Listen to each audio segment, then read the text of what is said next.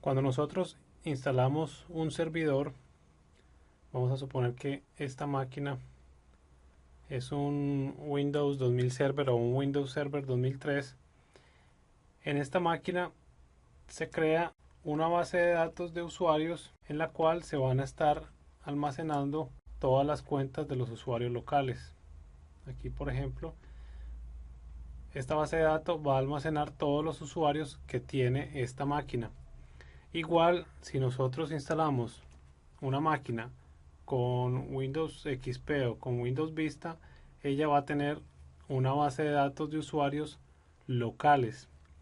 Si nosotros estamos sentados trabajando en esta máquina, estamos aquí y tenemos aquí un usuario y una clave y queremos trabajar en este servidor, tenemos que tener otro usuario con otra clave porque estas dos bases de datos no tienen ninguna relación una con la otra. Entonces, cada máquina tiene una base de datos local con sus usuarios, sus contraseñas y los grupos locales.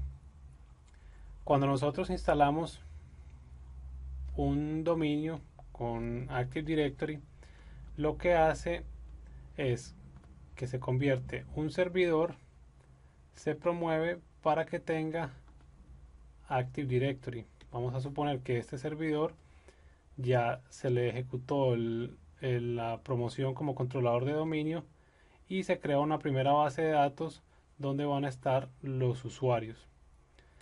Esta base de datos, la diferencia que tiene con estas otras bases de datos locales es que esta es una base de datos que puede ser centralizada.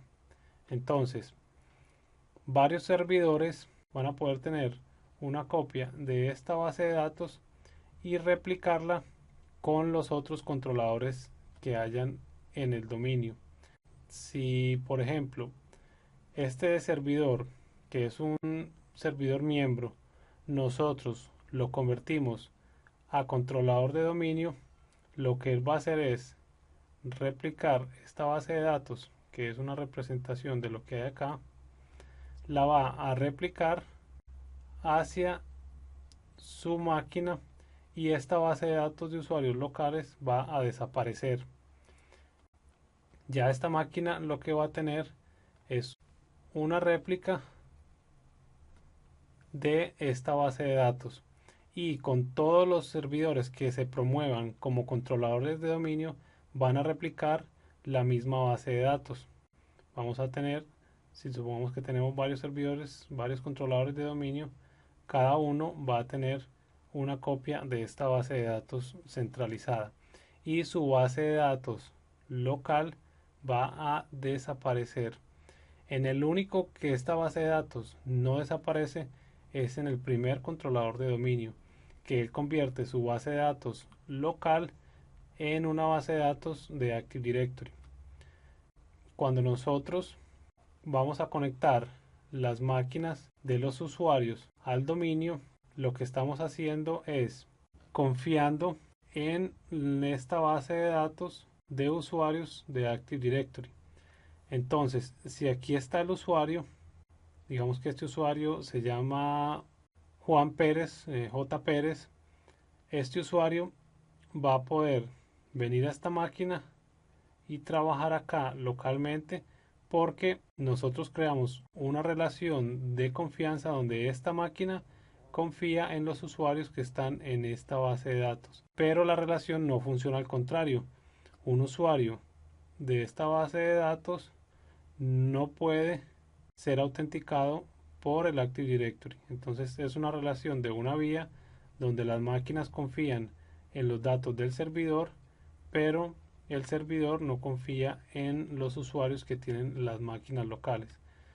La idea es tener todos nuestros usuarios y nuestros grupos centralizados de manera que si yo borro un usuario, este automáticamente va a replicarse en los demás controladores de dominio y yo solo tuve que hacer un cambio.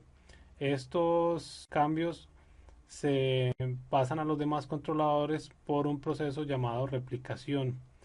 Todos estos controladores van a estar continuamente compartiendo información del estado de los usuarios, las claves, los grupos de usuario que se encuentran en el dominio. La idea también de tener un controlador de dominio y un controlador de dominio adicional, vamos a borrar esta acá, esto quedaría así, es que podamos tener contingencia en caso de que uno de esos controladores de dominio tenga algún problema. Nosotros tenemos una réplica completamente funcional. Por eso es muy recomendable tener como mínimo dos controladores de dominio, uno y dos, que van a estar continuamente intercambiando la información del Active Directory. Si uno de ellos falla, el otro va a tener la información actualizada de las cuentas de usuario y vamos a tener contingencia y continuidad en el servicio. También si, por ejemplo, esto es un sitio físico, una red, vamos a suponer que están aquí, y por acá vamos a tener una red remota. Es recomendable que en esta red remota haya otro controlador de dominio para que los usuarios que estén en ese sitio se autentiquen con ese servidor localmente. Una máquina que esté acá, si este usuario prende la máquina y se va a autenticar, se autentica con su servidor local. Y en Active Directory eso se conoce como sitios. Este sería, podemos decir que el sitio A y este sería el sitio B. Entre los dos sitios se crea una replicación y la información del Active Directory va a estar siendo replicada entre los controladores de dominio. Entonces todo el tráfico de autenticación de estos usuarios se va a quedar local y lo único que va a ser replicado es cuando haya algún cambio en una de las cuentas o se cree un nuevo usuario y este va a ser replicado con los demás controladores de dominio.